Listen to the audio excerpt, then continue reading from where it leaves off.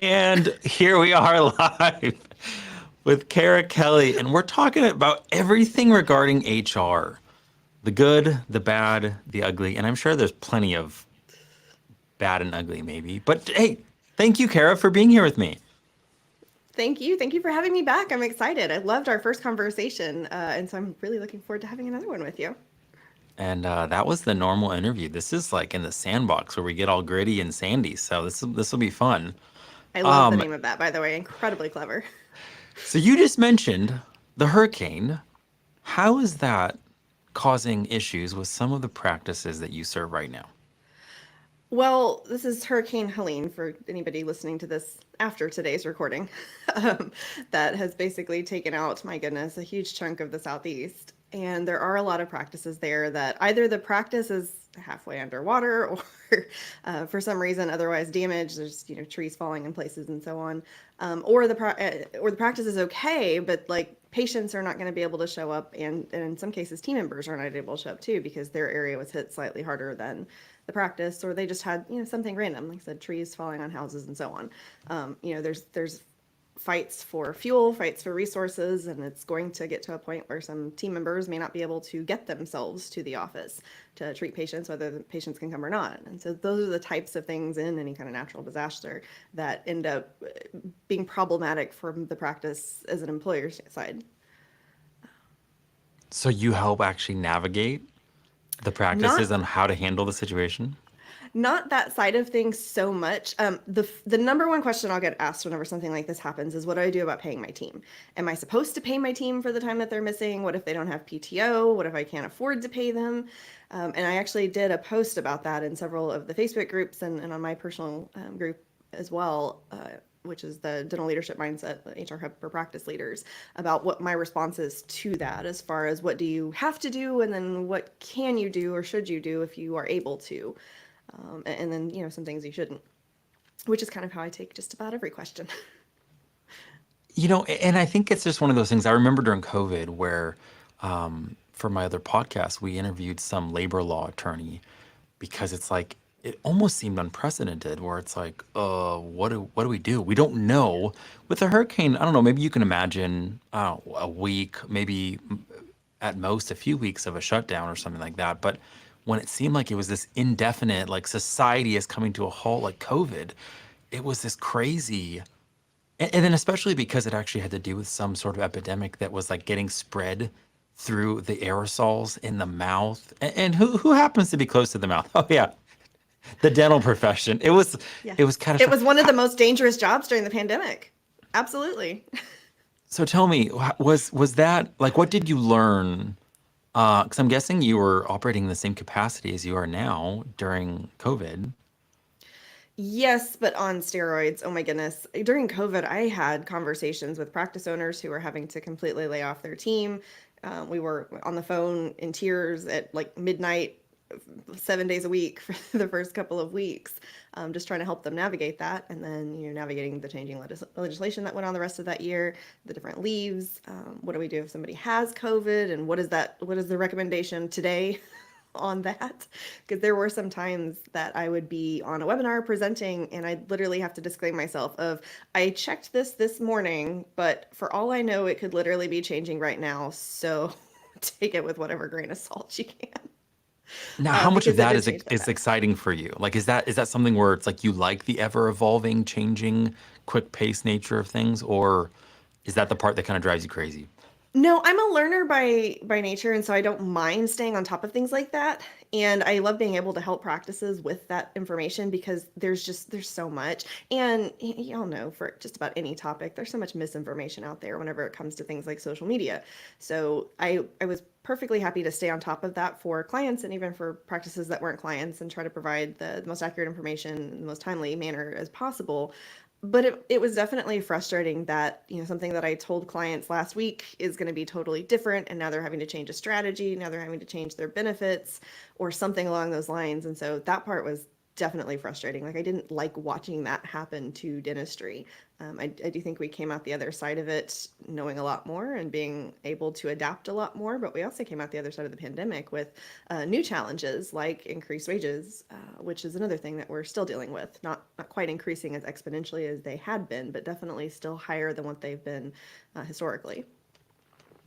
So, Kara, for anyone that's joining us, at some point during this conversation, she wants to help even figure out how, kind of going into the holidays, how are you, either bonusing your team, handling holiday pay.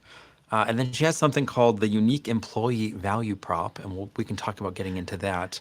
I want to know, are there any emerging trends that are coming down just the pipeline for 2025 that dentists just need to be aware of, Uh, or that if they embrace, maybe could even help elevate their practice?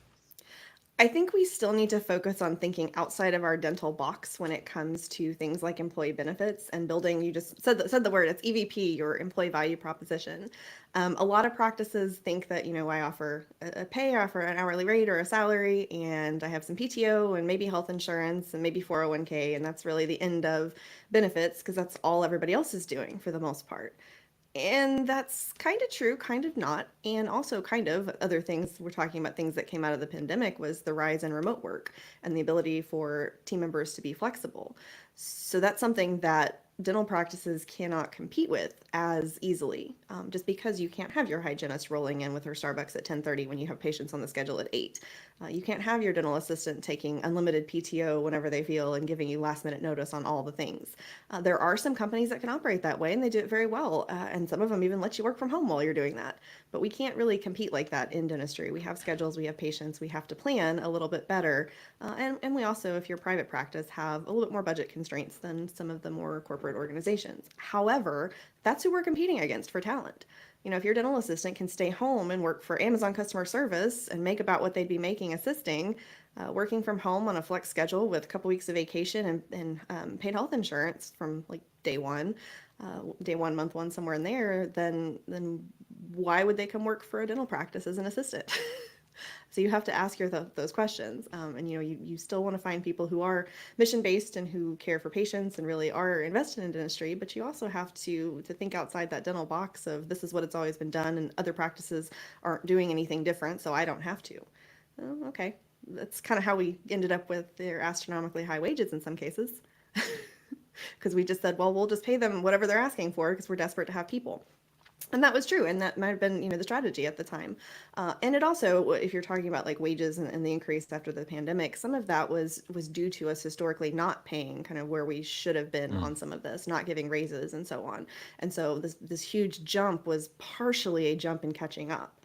And I think benefits are going to end up doing the same thing. They're going to follow that same trend. I think that's been on the rise for the last 5 or so years, and I think that'll continue to be a thing in 2025 that we really need to look at. Have you heard any pushback from the whole let's support the employee, work from home, everything that kind of grew maybe post COVID? Because I heard a interview from a Google executive that doesn't work there anymore. So he might be a little embittered. I'm not really sure exactly what the situation was, but he said something about Google as a culture embraced this whole like, you know, support the employee and went overkill. And he said they lost their work ethic and lost the idea that if you want to be the best, you have to put in sometimes 60, 70 hours a week. And he said they lost their competitive ability. Now, again, this is someone that doesn't work there anymore, all because of pandering to, best work environment, workplace. Like, since that doesn't apply as much to dentistry, since we can't offer that to our employees, do you have you kind of heard any of that pushback? Since it's not really an issue, I guess, in dentistry. So, not just that, you're talking about a completely different business model, a completely different product, and a completely different atmosphere. Google, Apple, companies like that, large tech companies, were basically getting to the point where they wanted their employees to live at work. They had nap pods and things, and it's like, yes, it's because we want them to work 18-hour days. We had, over the top snacks in the break room and ping pong tables and all the things, all the fun things, because we were trying to create work where work was really home and they might go home to see their families if they had them. There are some people that would, go sleep in their cars in some places. And so I think that they have a different metric entirely when they're looking at something like that.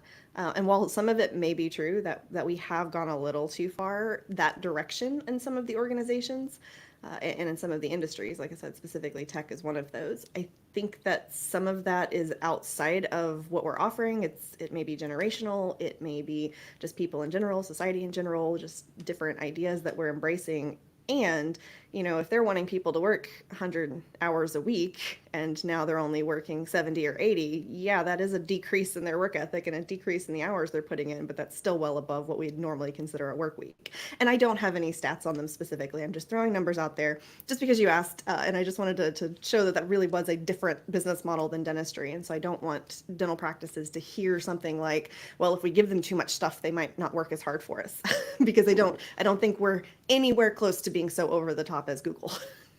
So, Kara, after COVID, do you think there was a power shift that changed a little bit where, let's say, a hygienist had a little bit more power? Because from what I heard, supply was down and demand was high, where there was a lot of hygienists that didn't want to return, or I heard even got like different degrees where they shifted to becoming a nurse. And I don't know about graduation rates. I don't know if there's a lot of hygienists that are continuing to graduate and get credentialed. I heard in other industries like surgeons, there's going to be a massive shortage over the next decade because of graduation rates, high liability for lawsuits, that going up, where people are just like, I don't know why I want to take the risk of becoming some of these surgeons because it doesn't make sense anymore. Do you know of anything like that that could possibly create a challenge for dentistry in the upcoming decade? Oh, goodness, yes. And some of that is just basic economics, supply and demand. When there's fewer hygienists, there's in too many positions, we're going to be paying more to get them. And it shifts, it flexes, it's done that, historically through over the last several decades. If you look back at that, you go into a recession and all of a sudden, wages, well, I don't know if they would necessarily drop at this point so much, but it's, like I said, it's not going to increase the way that it has been. And I mean, to your point about like surgeons, we're seeing the same thing in dentistry. Dental school is so astronomically expensive that you have dentists that have had, very successful careers that are like, I would not tell my kids to go into dentistry if they asked. Okay, so literally, my podcast host, Dr. House, we Yes. just recorded last Friday where she's like, I'm going to get in trouble for saying this, but I have two kids. And I was like, no, it doesn't make any sense for you to be a dentist right now. You graduate with $500,000 in debt, or whatever it is. Like, and then there were situations she was saying where you get paid. I don't know if it's not as an associate, but whatever your intro job could be, but it's like a loan. You have to pay it back. Yeah. When they do their daily guarantee in the very beginning, a lot of the corporate organizations and even some private now too, basically consider that they're getting paid on a draw. And so that daily guarantee against future production is what they're really looking at. And I'm not a huge fan of that. I understand there has to be some balance there because they're not going to have a full schedule of patients from day one or even month one. But at the same time, you're getting practices that have associates who are ready to leave for whatever reason. Sometimes it's the practices, not giving them enough patients. And they have to give like a 90 days notice. And if they don't, they're paying like $500 a day to the practice for any days that they leave early without the notice period. But then they do that and all of a sudden their production drops off the schedule. And so to them, they feel, after they've been working here for 2 years or so and forgot about the whole draw thing, they feel like they're getting either charged to leave or they're not getting paid for any production they produced the last, several weeks of practicing. And so it's this weird model that I'm not a huge fan of personally. And I think that unfortunately it's going to end up continuing because there isn't a better solution until people change a mindset. How true that is. So back to the hygienist thing. Yes. Is that still a tension that you've noticed where, Yes, because that there are fewer. Mm-hmm. well, not just that there are fewer, but I know there was even these tensions, sentiment wise, where it's kind of like there are dentists that kind of advocate to not give hygienists more power in the op to be able to diagnose or prescribe or whatever that is, but yet hygienists are like, well, then we should be able to be independent, and then dentists are like, yeah, but you're kind of a loss leader with hygiene. and yet you need to have that harmony with the hygiene team. It just seems like sometimes it's combative, and I don't know if that's getting worse or if you've seen that it's kind of calmed down lately. Oh goodness, you just opened a can of worms there. So, okay, here's the thing with hygiene. Back in the day, when I'm talking like 20, 30, 40 years ago, we had hygienists as either 1099 contractors or part-time employees. And so dental Wait, is this practices, historian Kara Kelley here? Like, yeah, this is nerd Kara. So okay, go for it. I'll own it. It's okay. So anyways, yes, way back in the day, we had hygienists that were working either as 1099 contractors instead of W-2 employees, or they were working part-time. So doctors who employed hygienists, whether right, wrong, or indifferent, the 1099 contractor thing, that was not correct, but it wasn't as regulated as it was today, or they weren't, cracking down on it so much as they are today. They didn't have to pay their taxes. They didn't have to pay them any benefits, because if they kept them working under, 30 hours a week, then they wouldn't have to even pay things like paid holidays or health insurance or anything for them. And so they had this set fee for hygiene that worked out great, because we had a lot of females that were in the hygiene role, primarily females in the hygiene roles, and they were, they were oftentimes working moms, and so they were able to come in and work part time and still spend time with the kids and do all the things, and it worked out really well for dental practices. But I think for that long period of time, it gave us this false sense of what the KPIs should be for payroll, because we weren't really paying a full benefits package for Mm. hygiene. We weren't factoring that in. We were just looking at an hourly rate times how many hours a week they worked, and those hours a week were under 30. We would just hire 4 hygienists at 24 hours a week instead of hiring 2 of them for full-time hours and possibly more. And so I think that really did give us an idea of what hygiene was supposed to be like. And I think that some of us are still stuck on those KPIs, or we're hearing from people that, oh, we can't do this, or we shouldn't do this, or we should do things like not give our hygienists benefits because, that we just haven't historically done that. So what that led to, though, is that a lot of hygienists would prefer to go temp than work in an office that isn't going to offer them benefits anyway. And sometimes they have to deal with drama. Sometimes they have to deal with being treated like a producer, but not actually treated like a producer, where they are producing revenue for the practice in most cases. And if you're doing it well, it's not a loss leader, from what I've been told, and that's not my area of expertise, but from what I've been told, and I know practices that have hygiene departments that are thriving and earning revenue for the practice based on how they've structured their model. Fee for service versus PPO and things like that, that really all factor in. So, but for the most part, we're going to treat them like producers, and that they are producing us income, but we're not going to value them as producers, where we say, you are producing revenue for the practice, and so we want to give you benefits. We want to give you flexibility and respect, and the things that hygienists are lacking. Again, this is not all practices. I know some practices that have amazing teams that have been with them forever, and I know those practices exist, and I know they're going to continue to thrive. But this is still a mindset that we're talking about. If you want to talk about this negative conversation that happens between hygienists and doctors and practice owners, and sometimes management. So we have, hygienists that would rather go temp because they aren't feeling like they're respected. They aren't feeling like they're really part of the team in some cases, and they make more money going and temping, which for them, yes, they're making more per hour, but they don't get any benefits. And Mm. some of that is fault on both sides. Sometimes it is the employee who doesn't really understand how the business works and doesn't really understand the value of those benefits. That's actually something that I've been working on. I've given this out in the past for my clients to do kind of like a dashboard, a worksheet for them to show their team really how much they are making when you factor in all the cost of the benefits of what the practice is paying for, because they don't see that. They see their hourly rate times hours worked, and they see their paycheck. And so I've been working on updating that to make it even better, to be able to show them kind of what their prior year was and the increase this year and things that we may not be seeing on paper. I think that's part of it, is educating your team on really what the benefit is of being a team member versus the benefit of going and temping and working when you want and floating around to different offices.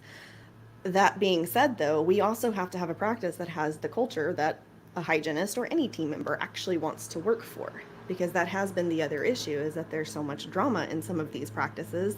They don't want to get involved with it, and they have the ability to go and temp and work various different places and so on and so forth. And so they are doing that, which makes it still harder for us to really find and retain a great hygienist. And that is if we have the mentality that they are a valued member of the team. The ones that don't, I've also seen a hygiene-free model that's being advocated for, and some practices do really well with that. I don't want to get into the science behind what hygienists are doing and why they feel that they're important versus why the dentist feels like the hygienist doesn't matter so much, that they're just, I've heard terms like gum gardeners that just like make me grit my teeth. Clearly we have some value problems here when we're going to start using phrases like that. The practices that are really value their hygienist and feel like that they are a vital part of the oral systemic link and a vital part of the patient's health care are the ones that the hygienists really gravitate toward, and it's the ones they want to work for. Is owners, practice owners, and bosses and associates that see them as partners in treating their patients, oral health and treating their overall health, looking at it holistically versus them just cleaning teeth, them just being elevated electric toothbrushes or something like that. I know that was very long and rambly because there's just so much that goes into that question, and I could probably continue diving deeper on that one. But did that kind of answer I what you were think you, looking you for? handled that great. I was just thinking, even as you were saying that, Kara, that it's really neat because from our last interview, I know you love solving problems for practices and helping them almost like fill the gaps that they have maybe when it comes to HR issues. But more importantly, you really, really care about helping them get to a place where they're actually creating that practice that would be ideal, where it is a culture that people are like, yeah, I want to be part of that. So instead of just like, okay, I'm here to solve problems, it's like, no, you're here to actually create solutions and elevate their practice so they can get to a place where it's like, wow, I love going to work as a dentist. My team members love going to work. We feel connected. The patient, the overflow of that spills out to the patients. The patients can tell there's something special happening here on a culture level. And I don't know if that's always classically ascribed to an HR company or HR consultant where it's like, oh yeah, they help you create the culture of your dreams. Is that something that even going into HR you kind of knew was going to be an interest of yours, or when did your eyes even open to that? So I think that was really when I actually started in the workforce, when I started working with a dental CPA firm and having conversations with clients and realizing, I'm an analytical person sometimes, so drawing some conclusions between the practices that had less turnover and the practices that were constantly looking for new team members. And I do still have some clients that are in the latter category where it seems like every quarter they're looking to hire somebody else because they've just either not hired the right person because they just really don't know how to hire, at which point we work with that. Or sometimes it's the personality. It's somebody who isn't really developing their leadership skill. And even if they found somebody who would have been great for that position, just the way that they lead and the way that they communicate in the office, the value that they place on their team, it comes through. Not always people that I have conversations with. Sometimes I just see this on Facebook or other social media, some of the comments that get made about their team members. It's just very sad. And then not shocking when they're consistently going through and having to hire over and over and over. And so I really, practices that want to focus on that are my clients. They're the ones that really resonate with them. And I want to focus on building that culture that people actually want to work for, and the culture that people want to continue to stay, bring on their other friends to come work with them. It's just, you're the employer of choice for that area because you've created this amazing environment. And not, it's not anything really to do with pay in some cases. I know everybody thinks that someone's going to leave just for an extra dollar down the street, and in some cases that might be true, but that's primarily not the reason. You look at the data, you look at the surveys that come out, and all the stats that are surrounding why people leave. It's primarily because of the culture, primarily because of the person that they're working for directly, and that impact that person has, not just on their professional life, but on their personal life, because they go home and they take all of that home with them. I'm sure you, hopefully on the other end of that, go home and are like, oh my gosh, I love my job. This is so amazing. I love the things that I get to do. This is fantastic. I could work all night if I didn't have, family, kids, other obligations, life. But it's so uplifting to me whenever I get to go home and be excited about something that happened that day versus going home going, oh my God, I don't know if I can do another day of this. And you have a lot of team members that leave the dental practice feeling like that. And so the way that you treat them at work is also going to impact their personal lives. And so if they're consistently all the time feeling depressed, feeling disrespected and undervalued, and just stressed in general, they're not going to stay longer. They're going to go find a place where they can actually have some work-life harmony. I hate to use the term work-life balance because I think it's a myth.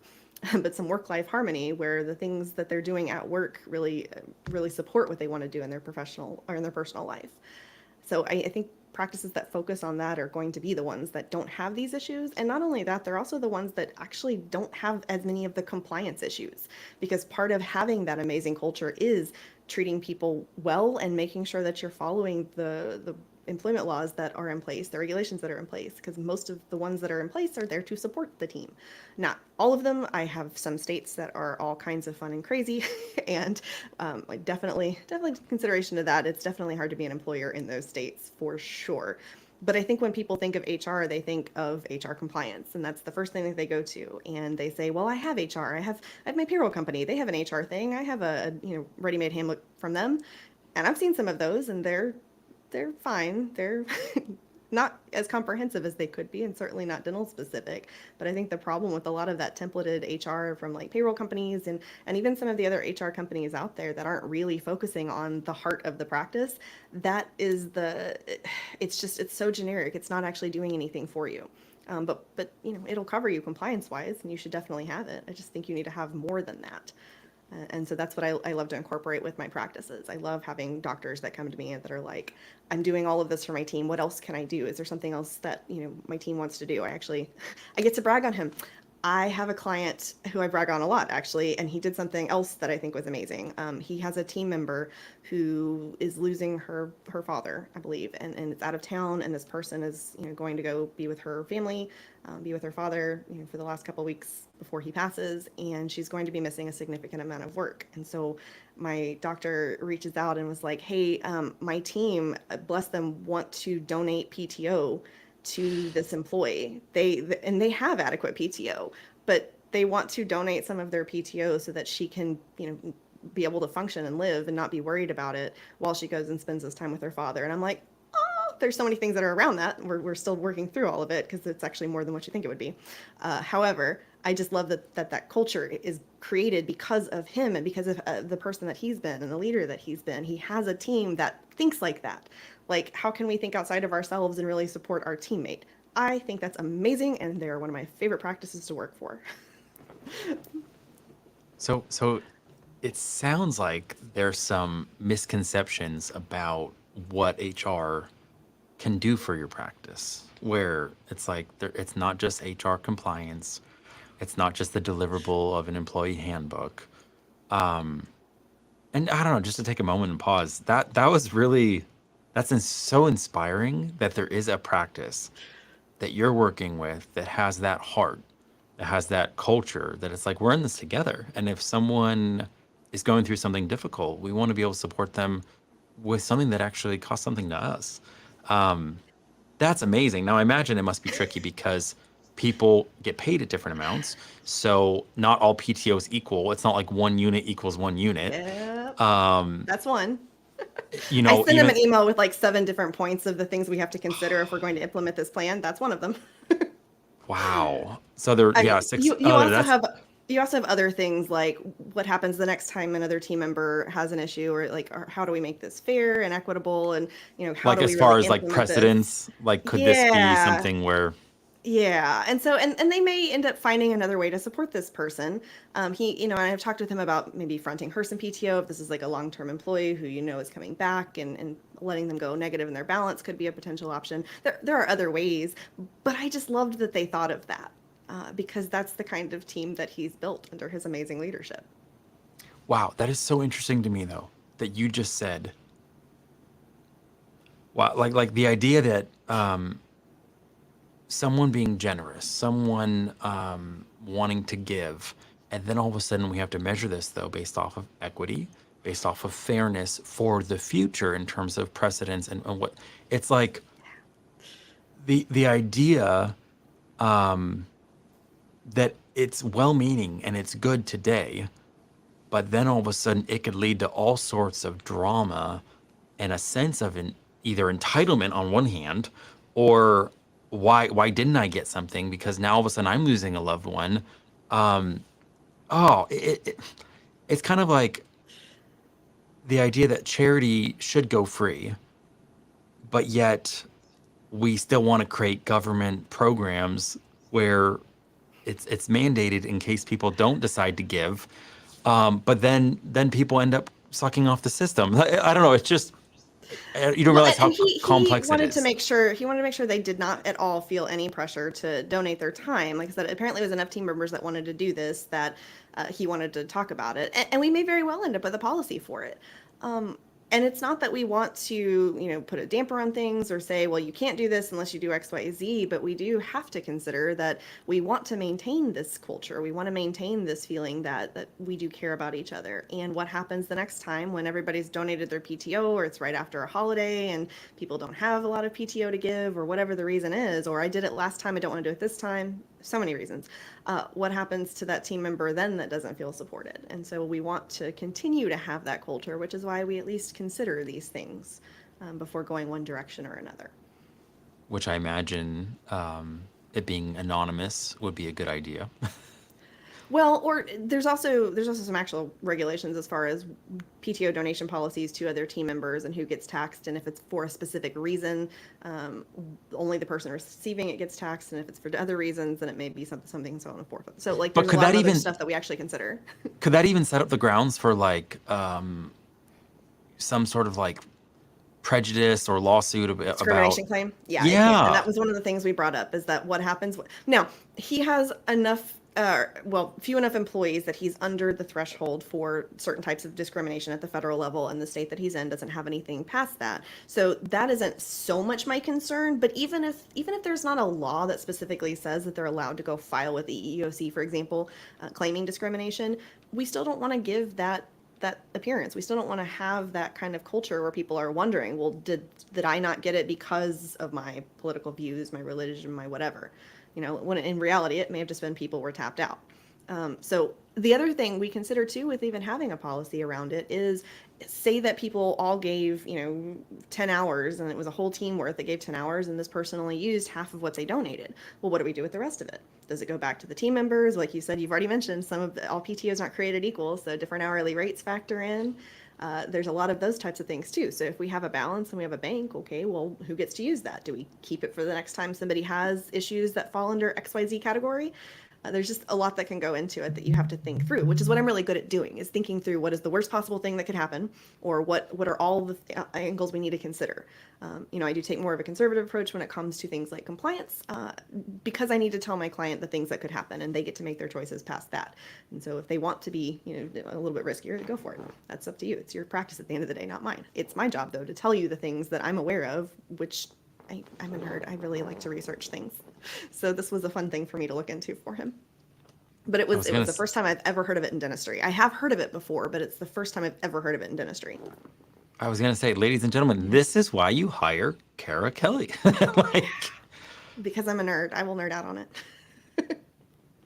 I mean, implementing something that sounds beautiful and wonderful, and then getting in trouble for it later on because you didn't consider what possible, ramifications there might be down the road.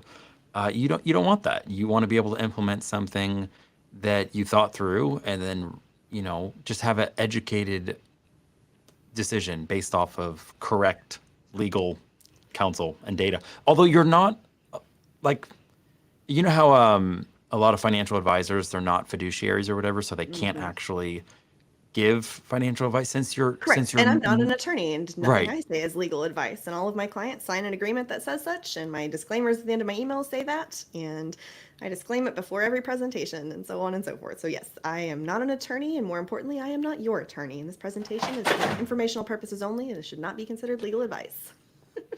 So are there HR like legal firms in dentistry that would then take on now what's his name? David. Oh, maybe I'm thinking of someone else.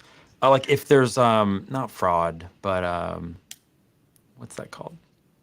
Are you talking about David Harris as far as like Yes. somebody embezzling? Yeah.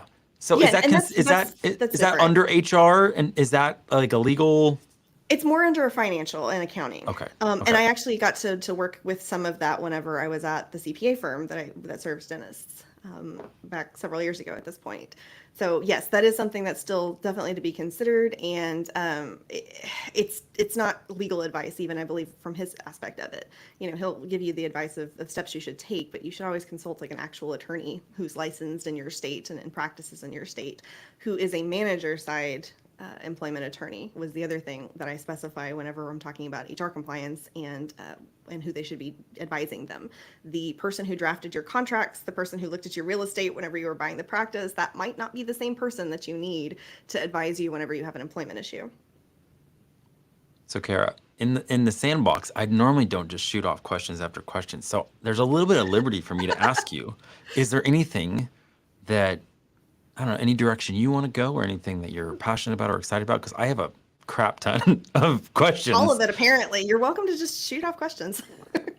Well, is there anything specific though that you're curious or I don't want to say curious about because that would be me that I don't know that's burning in you right now that you just want to share?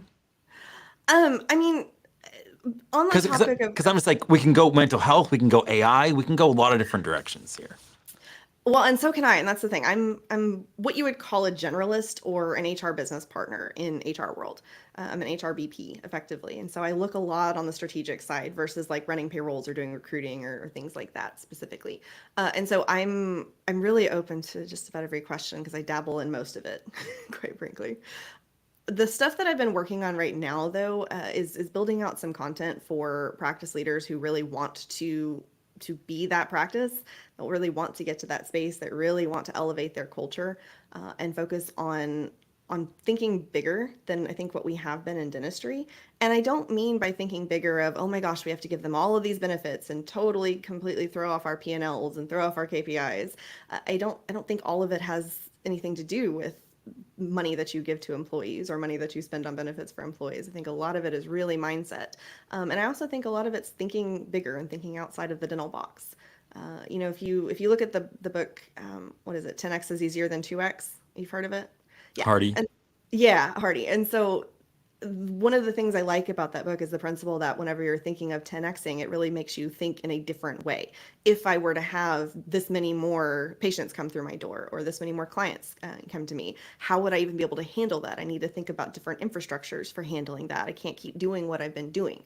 And I think we can apply that when we're thinking about our culture and when we're thinking about the benefits that we're offering, thinking about the way that we treat our team, the way that we even workforce plan. If we were trying to grow to that level, if we were trying to have this absolutely out there goal of what I like to call never recruit again, if we had this absolute goal of every team member that we hire wants to stay with us for the rest of their professional careers, not likely to happen, but let's think that way. What would we have to do to get there? What would we have to do to truly be the employer of choice? Where when we have a job opening, because we're going to grow, we need to be able to hire at some point. So you are effectively recruiting for that. But when we have a position that's available, we have team members that are like, oh my gosh, I have a friend that has been dying to come work here. Let me bring her in.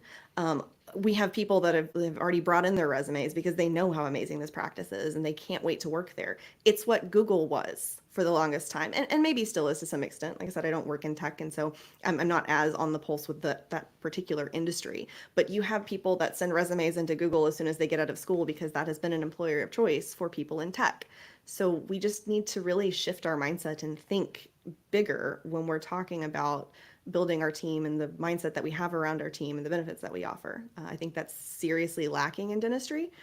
Obviously, there are some practices out there that are doing this in an amazing fashion, and I have some of them as clients. I'm very honored by that. But I would love to see that be a bigger deal. I'd love to see more of that leadership mentality where we really are focusing on building a team that lasts, and not just from the financial perspective, not just from the it's costing me more to have all this turnover. So I love what you're saying.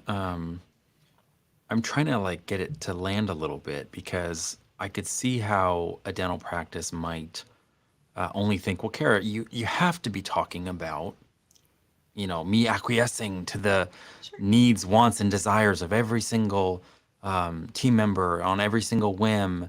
And that just opens up a whole can of worms. And if I cede any sort of this high ground that I have, Then once the dam gives a little bit, it breaks, and now I've lost control. And, just these probably ridiculous, irrational fears, when truly that's not what you're saying. You're saying lean into a vision and lean into even just giving yourself permission to think about what could be possible, of how you could be thoughtful, support a team in a way that the team actually cares about, in a way that's modern. Like right now, how can you support them? And like you're saying, make it so that the cost of turnover is so ridiculously expensive. I don't think practices truly know how to calculate what that is in terms of opportunity cost, in terms of training. If you spend 6 months training someone that doesn't end up making it, and then you have to start over again, that's devastating. The And statistic is about, well, on the conservative side, it's about 20% of their annual salary is what the cost of turnover is. And on the higher side, if you're looking at like executive level, it goes up to a little over 200%. This is a y- Gallup statistic. yeah, so So, that's what I'm familiar with, the higher end, yeah. because you don't realize how much you lost. Um, Well, and not just that, if you have somebody who's been there for 2, 3 years, they've got organizational knowledge.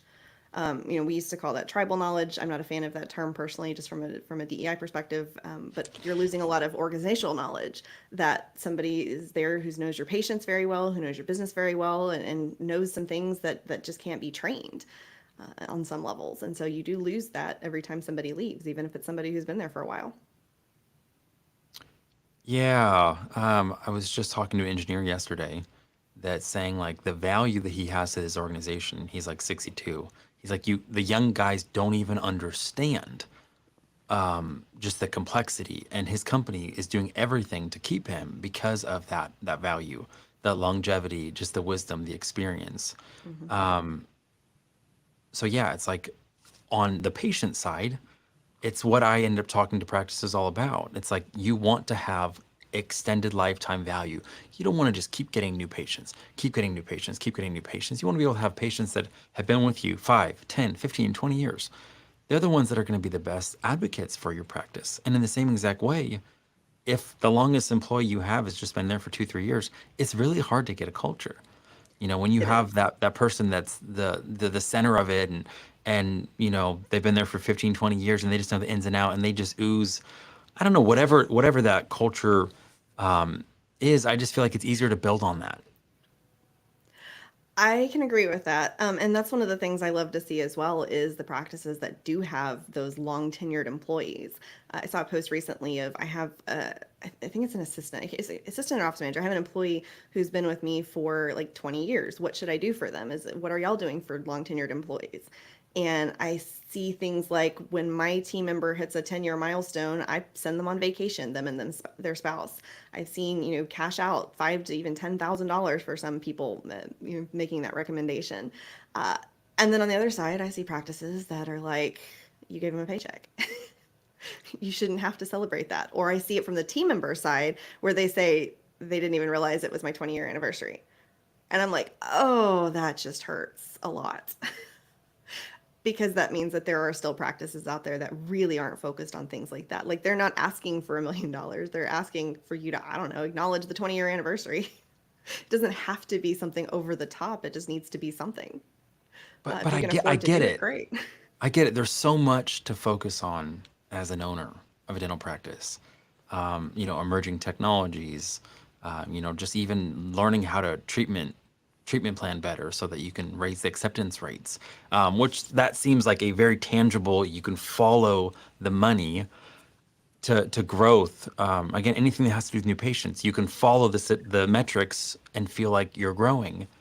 Well, and you know what? There, on something like that, like a 20-year anniversary or any employment anniversary, we have the technology. There's no excuse now. You can, on the day of hire, you could put their 1-year anniversary on your Google Calendar with an alert for 7 days beforehand, and have it repeat every single year on the same day. Like, we don't really need to make But this, you have to like, use this a doesn't, Google Calendar. You couldn't well, use whatever a calendar. practice management system. Like there's I'm no. sure you can. Yeah, you can. But that's one, like, even if you don't have the high-end HRIS that does those things for you, you can use your Google. Like, come on, it's not hard. we have the technology nowadays to be able to recognize employee anniversaries. There's the technology that you can over the top recognize them, where you can even put them in programs that will like email them and say, hey, it's your anniversary, pick out one of these gifts. You have this much budget to spend or something along this. Like there's stuff out there to reward employees for all kinds of things now.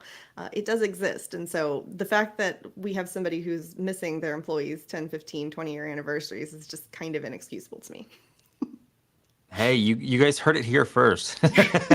Kara's saying it. She's drawing a line in the sand. Well, Oh, and I I'm can say also that in the saying that sandbox. like you don't have to go over the top with it. Acknowledging it is free. It costs you no dollars. If you can afford to do that, great. If that's in your budget, and if you recognize how much money you're saving by having that person stay long term, and how much of a value that person is to your practice, fantastic. You should do something for them. But if that's not, if you're not in the place to be able to do that, or if that's just not part of what your practice culture is, then at the very least, could we acknowledge it at morning huddle and on social media? All those things cost you $0. And you know what? If you study the rich and famous, they're not short on resources. They're not short on assets. And yet, some of the anniversary gifts that they get that cost who knows what, like crazy amounts, it doesn't necessarily lead to happiness because it's not about the quantity, it's not about the excess. Where you have individuals that might be blue collar, not making a ton, and yet they do some personalized, where the I don't know, some anniversary gift that took a lot of thoughtfulness and it's just it's real and it's vulnerable and all of a sudden it's like this beautiful thing. It's not about the amount. Now, if you can do both, where you're able to give a monetary amount that does also show value, while at the same exact time you get to show some thoughtfulness and care, and you see that employee as an individual, I think both are good. But if you don't have the crazy resources, well, then just taking the time to acknowledge it goes a long way. Absolutely. And like I said, I'm in Facebook groups of both sides. I see everybody's conversations. I'm in dental assisting groups. I've never been a dental assistant. I'm in office manager groups. I work with office managers, but I've never been one. I'm in dental groups. I see all of the conversations, and I specifically go and search for those conversations because I want to hear both sides. And so I can tell you that the fact that it's not acknowledged hurts more than it not being something over the top. I'm not going to go in and run any kind of specific survey on this, but the data is already out there. You can go look for it. The fact that people leave because of the manager already tells you something. But I have seen those conversations. I've seen those comments that people post that say I wasn't acknowledged, and that just kind of sucked. Whenever we didn't need anything over the top, we just wanted somebody to recognize it. And that I talked about the psychological contract, and I've talked about it before on another podcast and other presentations, where we have this top level, surface level agreement between employers and employees, where you do the work and I give you pay. And that's a transactional approach to it. It is valid, but there's beneath the surface, there's things that employers need from employees and employees need from employers. And recognition and the feeling like they're doing a great job and the feeling like they're valued is one of the things that employees need. Loyalty is one of the things employers need. So if we're getting the loyalty, why aren't we giving the recognition? Why aren't we trying to balance out both sides of that contract? So, Kara, what do you say that gets you in trouble? Lots of things. Really? So is it mainly with the dentist or is it with the team? Like meaning at some times, like do you get in trouble on both ends at times because you're trying to advocate for the other group? So I advocate for the business. The business is my client. When I'm advocating for a team member to be separated from the practice, when I'm advocating for a doctor to do one thing or another that they're not doing, I'm putting the business's best interest at heart. And sometimes that means that I'm helping employers, helping dentists lay down rules in their practice that the team is going to push back against. I'm sure there's a couple thousand team members all over the country that really hate me because I have some conflict diverse clients that I tell them this is totally fine. I don't care. I don't work with the team, so we're not on site. But that will tell them that, hey, we have this new rule and we have this HR person that told us we had to have it. Go look at the handbook if you have questions. It wasn't me, but we're supposed to be doing this because Kara said it. I'm like, okay, that's fine.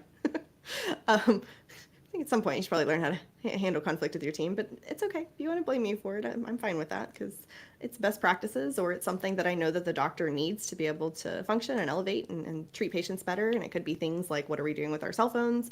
Being a little bit more stringent on attendance, for example, because I frequently get those questions on, well, I have team members that just don't show up for work on time and I'm just ready to fire people. And I'm like, have you talked to them about it? Well, no. Okay. Do you have a policy about it? Yeah, our handbook says this. Why aren't you enforcing that policy? That's really only about 10% of the battle there. You can have a handbook, 50 pages, 90 pages if you're in California, full of all the policy in the world. But if you're not actually going to apply it consistently, then it's not going to work for you. You can't just use it to pull out at the time that you want to terminate somebody, because that can lead to other issues as well. And so I sometimes get accused of, being that person. I'm being HR. There's no friends in HR. One of my favorite HR people is called the evil HR lady. I'm like, yes, absolutely. Do you have a moniker? No, I just say dental HR consultant. No, I don't have a thing at this point. I don't know if I want one because it might not be appropriate for the workplace if somebody were to call me a name. I'm just saying you're not like the HR fairy or the HR queen. You don't No, have I'm something not you the go HR by. fairy. No, oh my goodness, no. Anyway, on the other end of that, though, I have some clients that they don't love it whenever I have to say this is what the regulations say, or this is what your handbook says, or this is what you should be doing. I had one. They had a workers' comp claim, and this person had truly been injured on site by a patient accidentally, but ended up with having to. Well, she was in Steri, and they had a saloon style door, and she was coming into the hallway, and the patient was passing by with the assistant, and the patient, I guess, got a little freaked out that the door was coming at her, so she pushed it back into this person's face. Yeah.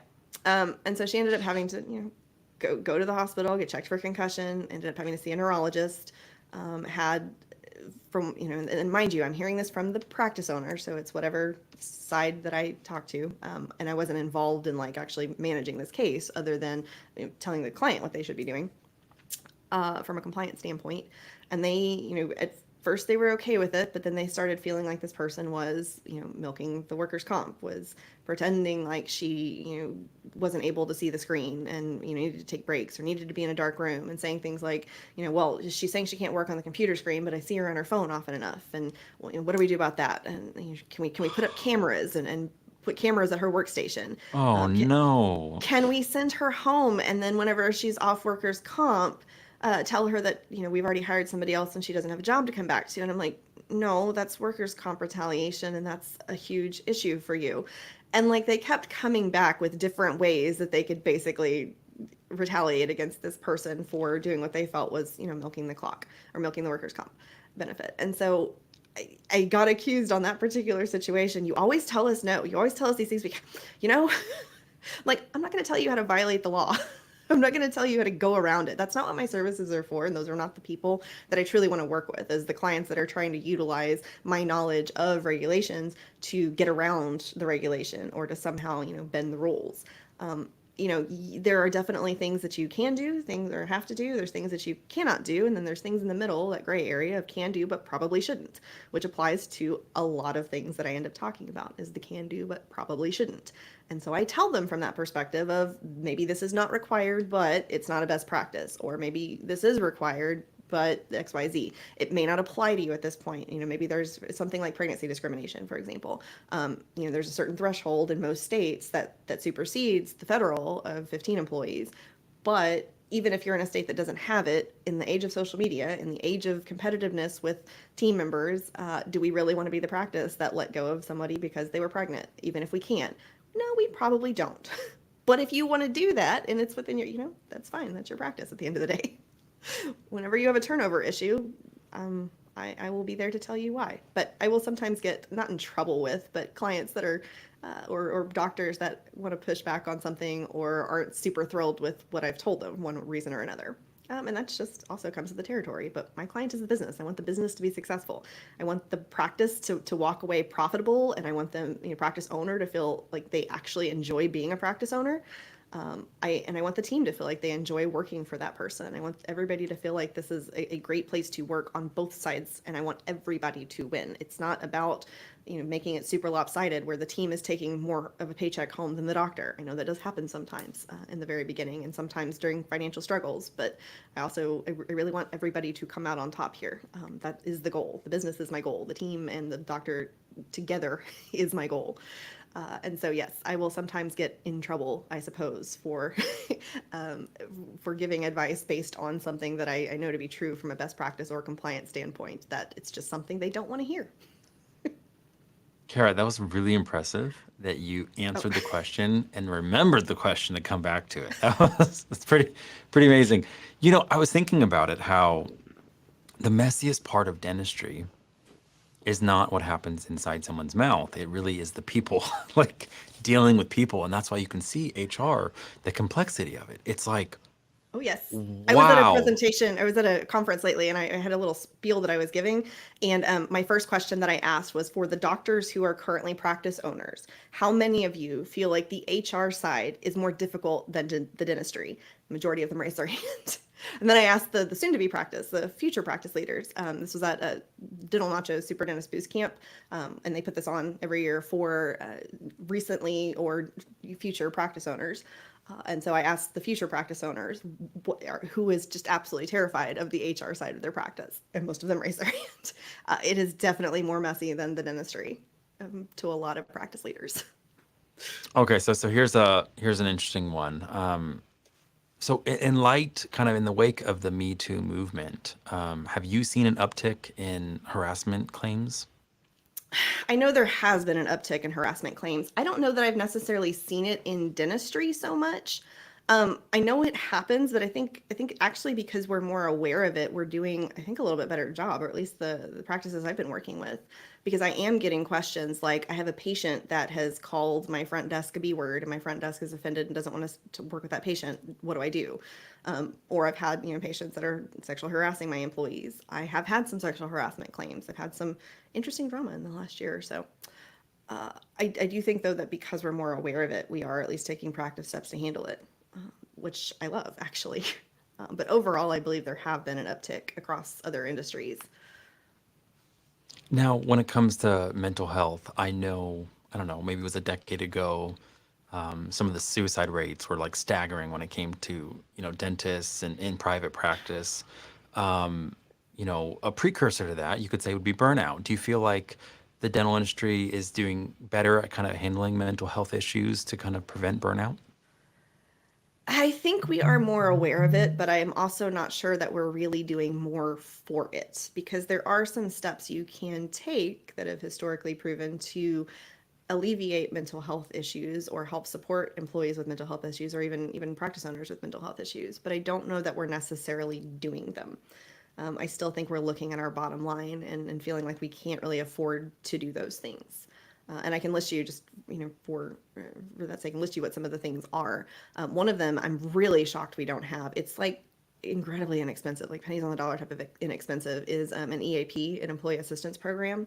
A lot of companies have an EAP, and this is basically a hotline for team members to call to find resources, find, help them locate childcare if they need it, help them find, an attorney if they're, in the middle of a divorce. It also, in some cases, provides a certain number of like virtual counseling sessions for team members. There's a lot, depending on what level of EAP you get and what company you're going through. There's a lot that an EAP can do for a practice, but I don't see us really using them frequently in dentistry. It is something definitely larger corporations have implemented, and it's been around for years at this point. And I would love to see more of it in dentistry. I feel like with the amount that we talk about burnout, the amount that we talk about stress, that we should be doing something for it. And some of the stuff that we do is great. We do have some, we're maybe focusing more on our physical health, doing yoga, focusing on mindfulness and meditation, and, taking classes and those types of things. And those are all good things to do. It all definitely helps. Seeing your doctor, if that's something that you need to do, all of those things help. But I think there's other things that we could do to really reduce it at the root. And some of it, like I said, EAPs are definitely a good way to help address that. Other things are going to be culture. Like we've talked about, being in that stressful environment and bringing that professional stress home to your personal life is just that consistent. I'm always in that stressed state. I'm always in that burnout state. I'm always feeling depressed or upset or whatever the issue is. I feel like that's something that would resolve a lot of these problems, is if we had that type of culture, that we could really build that type of culture that didn't cause people burnout in the first place. And some of it's just going to come with the territory. Patients are going to be difficult. We can't always fix everything when it comes to that. I love it whenever I see practices that are addressing problem patients, the ones that will make a post or will talk to me about how they've dismissed patients or patients in their entire families because of how this person treated their team, that they were mad about something with billing and they called up and they yelled at the front desk for a half an hour. I'm like, well, first of all, you shouldn't let them yell for a half an hour. But I love that you are dismissing that patient, because we shouldn't allow patients to treat our team that way just to chase a dollar, just because we're afraid of losing patients or afraid of a bad review that might cause other loss of patients. I think we need to be able to push back on that and have some support for our team in that respect. So wait, to camp out there, is there like a line that like too far is too far for a patient? Like, what would be the criteria or the grounds for evaluating, is this a patient we feel good about dismissing?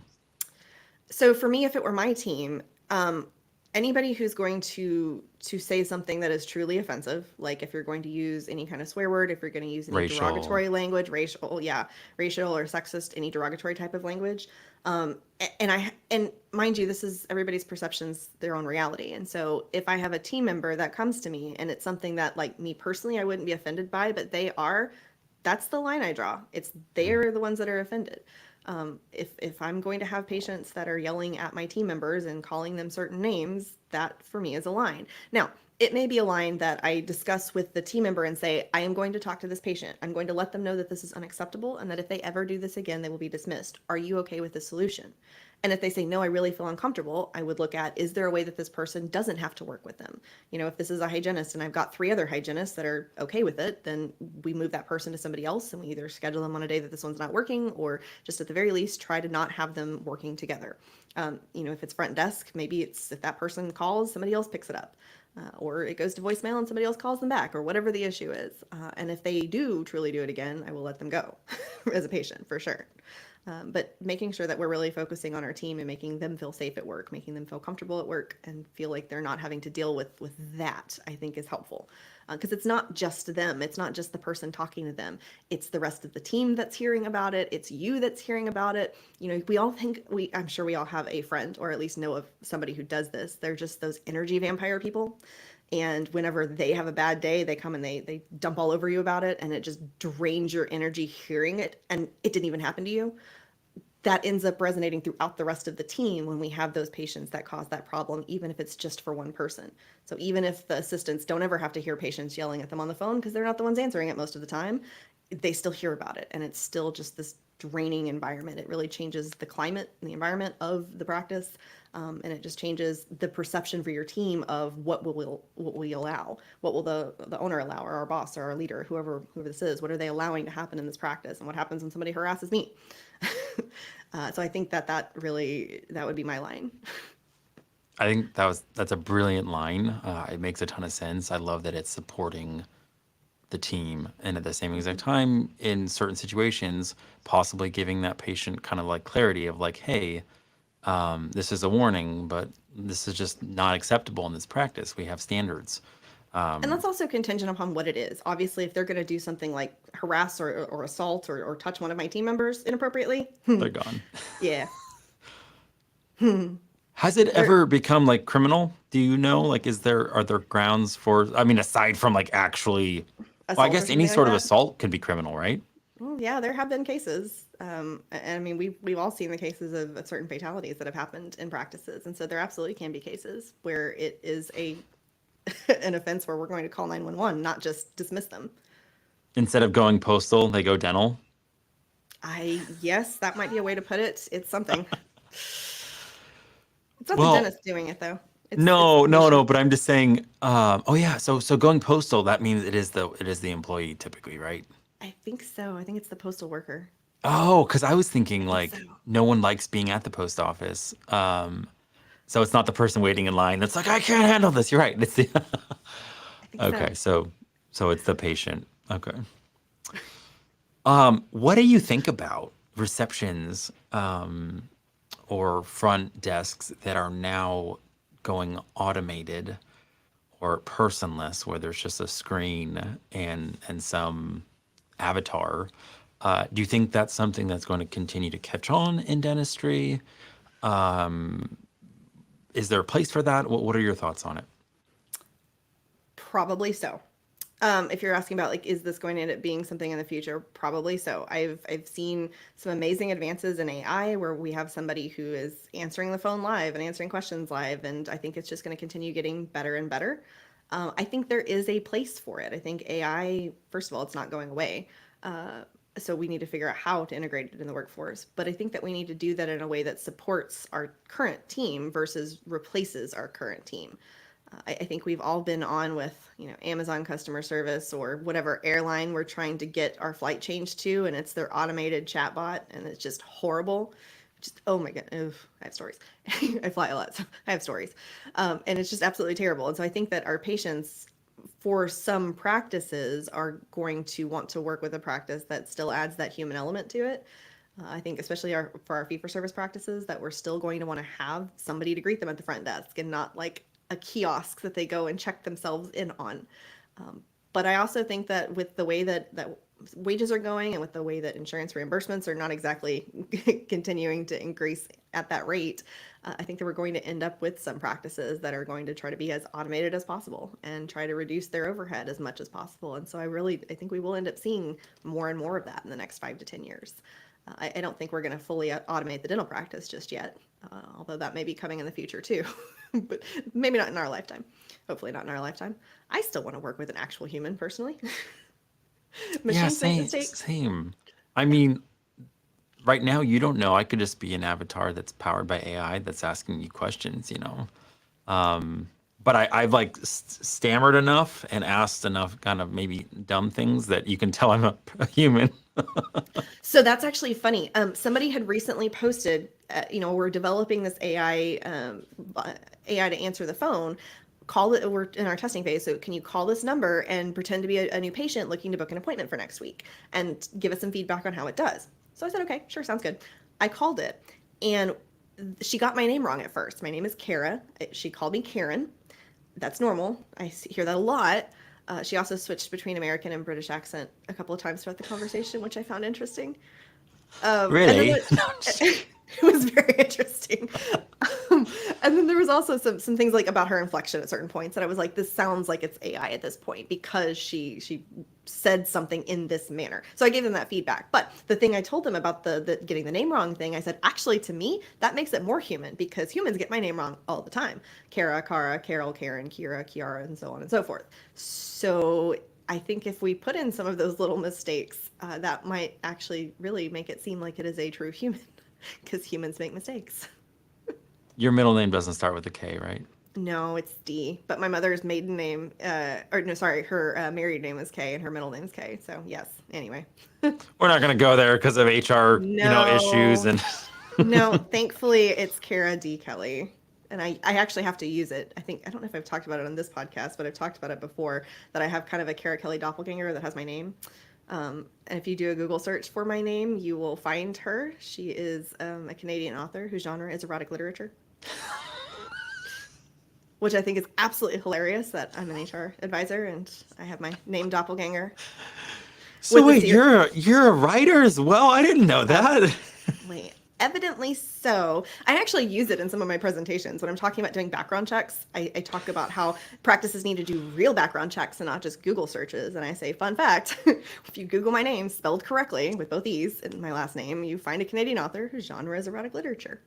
And I say that even if you figure out that she's not me, which by the way could be a bit of a challenge because she actually pale skin, dark hair. It's a blurry picture. My No. my picture, if you do it on a browser, shows up over top of it because apparently my SEO is on point. My HR Kara Kelley Facebook page is a few links under hers. My clinical HR website's a few links under that. I'm like, oh my gosh. So anyway, even if you figure out that she's not me, do you really want to be thinking about dirty daddies when you interview me? Because that's her series title. She's good at branding. You got to give it She to her. is great at dude. And Amazon, if I ever actually publish a book and not just an ebook, I am gonna have to use my middle initial on Amazon because all of those books show up too. I have so considered reaching out to her every time I do a presentation to see if there's an uptick in sales.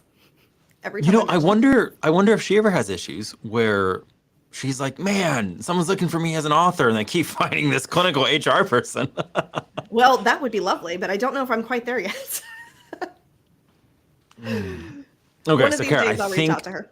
I think we have to deliver on holiday pay, Oh, yes. We talked about that, and didn't we? bonuses, and maybe just a little bit of tactical, empowerment around that topic for our listeners. Sure. So I actually did a post last year. I probably should repost it sometime this year too, because it sparked some conversation, kind of about my opinions on holiday pay. And actually, this circles back to kind of what you were asking beforehand about trends and about things that are really shifting in the way we look at EVP, the way we look at our employee value proposition. And one of the things for the longest time that's been running is that, oh, we have a 90-day probationary period, which I absolutely detest, by the way. Welcome to our team, you're on probation is just not a great culture builder for me. Call it an intro period if you want, fine. Welcome period, whatever, but don't call it probation. But what we're saying during that time is that we have no benefits whatsoever for this team member until we try them out to see if we actually like them. And then when they become, a real member of the team, we'll give them benefits. And I'm like, okay, but if you're hiring somebody in October, and don't offer benefits like holiday pay for them, that's 3 whole days of pay that they're going to be missing in the next 90 days. Versus if you hire somebody in February, they won't be missing any because the next paid holiday is not till May. So it's already kind of an imbalance there. Again, on the culture side, if you have a new employee who comes in the week before Thanksgiving, it's like, hey, welcome to the team. We're glad you're here. We're all going to take a paid day off next week, but you get a pay cut instead. But we're super happy to have you. That's really the message you end up sending to them. And quite frankly, it doesn't cost that much to give a day of paid holiday time to somebody, even if they haven't been there that long. So that's one of the things I've been advocating for the last couple of years. And I have a lot of clients who have gotten on board with that and actually utilize that in their onboarding and in their recruiting strategies, where they are doing paid holidays immediately upon hire. It does not matter how long you've been there. If we're closing the practice and not giving people the opportunity to work, we need to give them some kind of mechanism to be able to afford their paycheck, be able to afford their bills and such. And so you have practices now that are doing immediately upon hire, and they put that in their job posting that we offer paid holidays immediately upon hire. So that if you are trying to hire in the last quarter of the year, which is where we're at right now at the time of this recording, it isn't as much of a challenge, because right now we're coming into that time of year where we have people who aren't going to switch jobs till January. They're going to hang on to the end of the year so they can get their paid time off. They're going to be able to get their paid holidays, and they'll get whatever end of year bonus the practice offers before they jump ship in January. And so if you are desperately trying to hire right now, or not even desperately, if you're just in general trying to hire right now, you may find it harder because people are going to stay to get those benefits if you don't offer something competitive.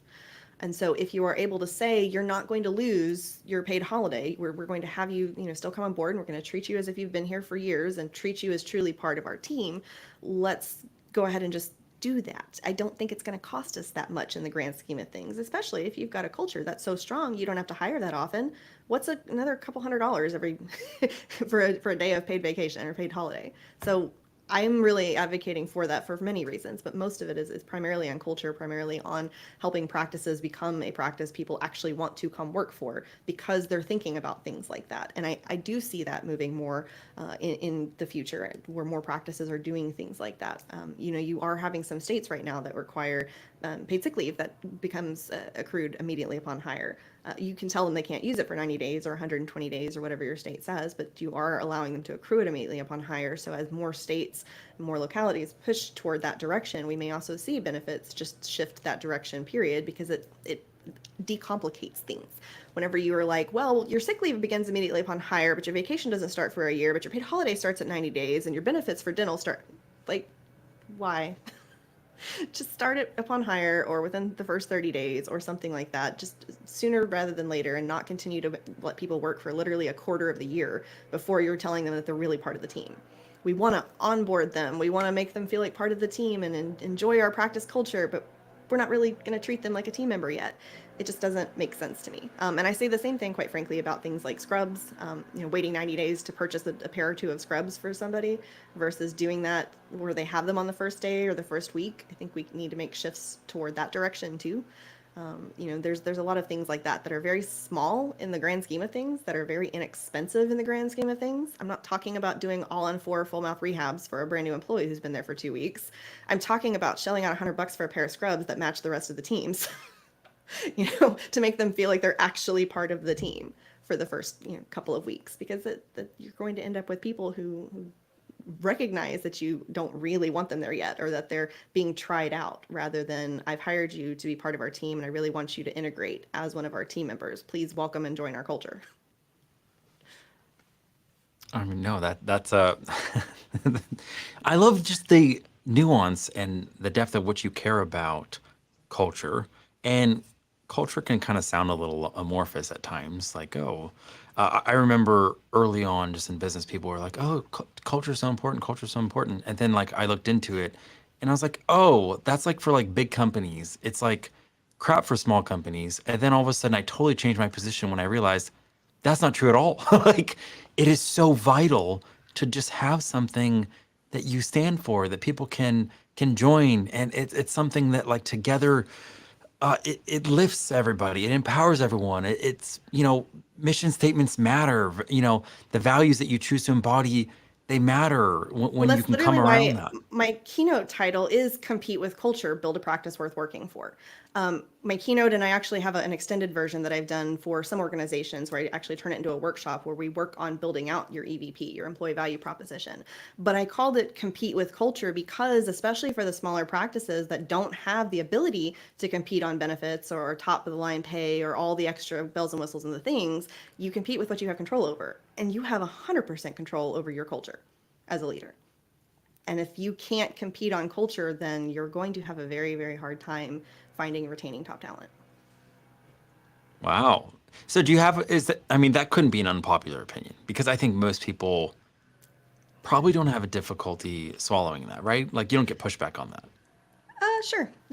There's pushback on everything in life. Not everyone's going to agree with you at all times.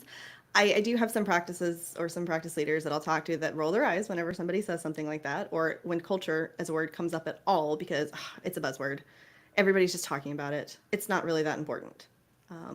People just want to work for a paycheck. They're not really here. They don't really care. They're just showing up to get paid. Everybody's entitled. I still hear millennials are entitled. I'm like, you realize like the oldest millennials are in their 40s, and actually Gen Z is pretty much solidly in the workforce now. My Gen Z, who is I have an 18-year-old and a 16-year-old, and my 16-year-old is working.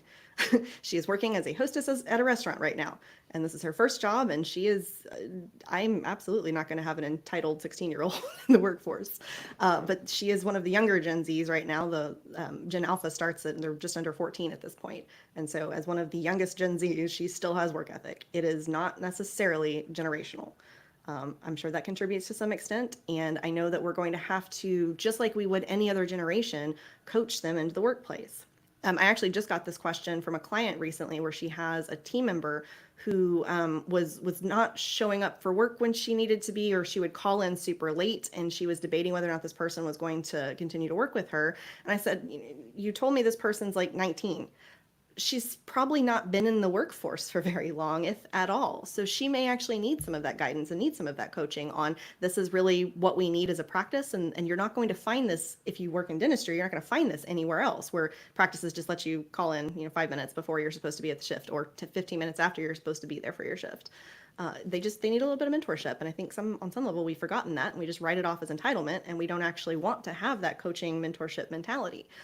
I think that we need to pause in some of those cases and make sure we are extending that grace to some extent, to some of the younger people coming into the workforce, because it probably will get a little bit interesting in the next 5 to 10 years whenever Gen Alpha joins the workforce. But it's not to say that you shouldn't extend grace to other team members, and that you should be more tolerant for one over another when it comes to things like age discrimination. Obviously, we want to make sure we're not doing that and favoring younger employees just because they're younger. but they do need more coaching when they've not been in the workforce for very long. So that's just kind of a fact of life, and it's something that as a leader you should be prepared to provide if you're going to hire people who don't have as much of a work history. Kara, I don't know how you have such a wide breadth of knowledge and information. Yes, I know you're going to say, oh, this is what you do, and you're slightly an HR nerd, but you are. Like, it's Slightly. real. Slightly. If I It's only came across as slightly, I'm doing something wrong. okay, overly, in a very impressive way. Um, What do you think about kind of the ethical dilemma about like practical productivity targets in a practice? Because reimbursements are down, salaries are high, you have inflation, you have all these different pressures. So it's like, oh, well, we still need to be able to be a practice that's driving revenue, but at the same exact time, at what point does that compromise quality patient care? Because we're reducing time to get more churn, to get more to hit those targets. I don't know. Like, is that a tension that you feel like practices are having to try to navigate right now? So I'm going to put an asterisk on this that I'm not a practice management coach, and because I'm not a doctor, I can't say one way or another whether patient care is satisfactory and so on and so forth. However, when you're talking about businesses and targets, I do have a background in working at a financial firm that serves dental practices, and that's one of the things that I take as an HR advisor when I say I'm advocating for the business. If the business doesn't exist, the employees don't have a job. So on some level, we do have to have targets and things that we need. We, as practice leaders, need to know break-even points for the practice as well as for your own lifestyle and what you need to be able to take home for you to survive and be happy and want to continue doing this. We do need to have some kind of goal. I think that some practices may focus a little more on that, or they don't give the impression that they're focusing on other things. And I think that's really what it is. I think every practice, should anyway, every practice needs to have goals, needs to have KPIs that they're trying to hit, needs to know how much money they need to bring in, and they need to share that with the team.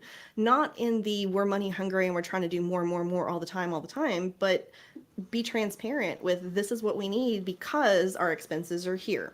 This is what we need to be able to get this particular level of bonus, and be transparent with that. I don't think that is unethical.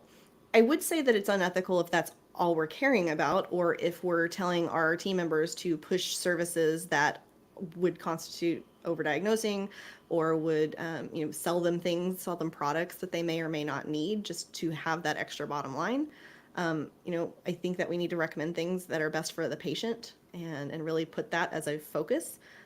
But if we do have goals, I think we need to make sure that we're clear that the goal isn't the only thing in mind, that we're doing this because we want to be successful, because it's beneficial for all of us, right? Rising tide lifts all boats. I want to make sure that we're really focused on that direction and not sales, dollars. And some of that is not in the team huddle where we're talking about what the goal is for the day, or what goal we made last week, or whatever have you. Some of it comes from the little snarky side comments about, well, she's taken off work. You know how much she's costing me? I'm having to bring in this temp, making it money focused when it comes to something like that. Do you know how much this is costing me when they're not getting the patients, the schedule full? Yes, that is valid. And yes, we all should know that. But it's the way that it comes across when we make the little snarky offhanded comments versus it being part of a broader team meeting that's more of a strategic focus. I think that ends up being the issue that team members have whenever their boss feels like they're always about money, where every other word that comes out of their mouth is money related, or when they're always making these negative comments about how much money they're having to spend on whatever.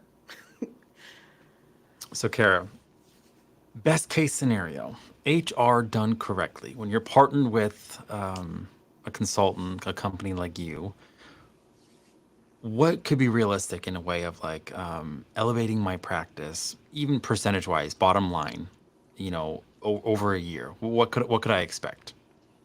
As far as like an increase in revenue or an increase Yeah, just in from what are we from looking at? doing things the right way, from competing on culture, from like, is it just that I go to bed and sleep better at night because I know I'm doing the right thing, or is there an actually impact on revenue? No, there is. If you're doing culture right and you have team members that are staying, if you're what we call in HR our time to hire or time to fill a position is going to be shorter because we are able to get candidates that are coming, to apply to our posts that are actually coming up, showing up for their interviews and coming through the door on the first day that they're scheduled to be there. I think that already is helpful because you're not burning out your current team by running on a skeleton crew because you are short staffed. That right there will already help alleviate some of the pressure, and that can make us more productive. Sometimes those are those intangible things that you don't always see on a P&L, but you can see that in the fact that your team is more productive year after year. You can see that in the fact that they are taking fewer, mental health days. They're taking, less time off if necessary, or they are taking the time that they have and not trying to stockpile it for the future, or, they're able to plan like an actual vacation instead of waking up going, oh my gosh, I can't come to work today and I just need to call in. Obviously excluding anybody who has actual disabilities or actual health concerns. I don't mean that that's going to magically improve, but the ones that are taking days for mental health because they feel just so burnt out, that can improve. The fact that you aren't having to hire as frequently, like we've talked about, that turnover does cost a certain percentage of their annual salary. And so if you don't have that revolving door of employees, that can lower your expenses. It lowers your payroll. And it lowers it in a lot of ways across the board as far as, how much you're having to pay out every single time you bring somebody on. Do you have to do their Hep B? Do you have to do their HIPAA and OSHA training? Even if they just had it, 2 weeks ago for another practice, they've got to do it for yourself. All of the new onboarding training, all the lack of productivity time, so on and so forth, that is actual tangible out-of-pocket costs, the direct costs associated versus the ones that are intangible. I think that we could see that within a year if we actually really did focus on our culture and focus on getting the right people in the right place going the right direction, and really have that value that we can offer employees to where they don't want to leave. They actually want to stay and they enjoy working for you. They enjoy the patients, they enjoy the work, they enjoy just the atmosphere of the team. I think that if we did that, for a year consistently, we would see an improvement both in our actual money coming in as well as less money going out per employee. I still don't know how you do it. Every single time I'm like, how is she? So this is Kara This is D. this is the business Kelley. case of HR. Kara D. Kelley helping you guys navigate the complexity and the mess of dental HR. If they want to get a hold of you because they want to work with you, where do you want them to go? Well, I always give out my cell, quite honestly, 512-876-4866. And then they're, of course, always welcome to email me, Kara, Kara, at clinicalhr.com. And you can find me on Facebook and LinkedIn and Instagram. Facebook's probably definitely my primary. I'm in a lot of the dental Facebook groups, but HR Kara Kelley is my Facebook handle. Probably the easiest way to find me on social media, or it's where I post the most. I do also have a group for practice leaders called the Dental Leadership Mindset. It's an HR hub for practice leaders where I do post things from time to time that are compliance related or things that you need to know or observations or stories or whatever have you. And I would love for that group to be able to be a place where people could go and ask questions and so on as well. Because I just see a lot going on in Facebook groups and other social media channels where people ask a question and they just get so much bad advice. I'd love for this to be a place where people can go and ask the questions and then I can actually personally answer them.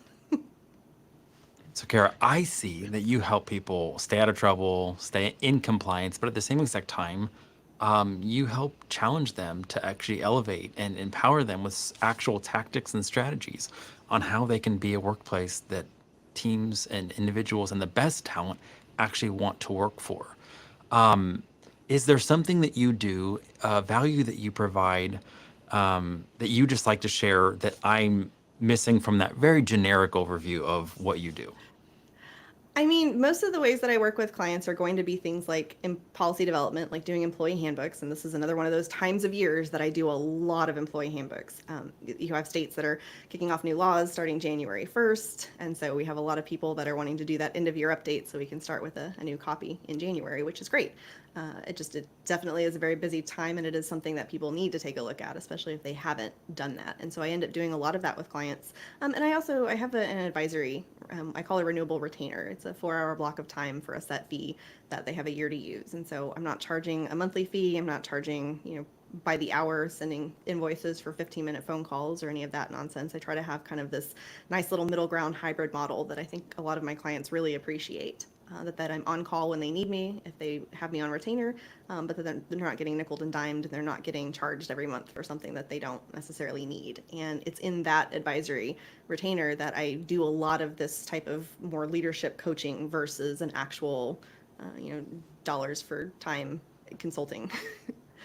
It really is. It's a lot of that. Let's focus on how we can make our practice better and how we can all be successful together, rather than just the whole how do I do XYZ for whatever this law is.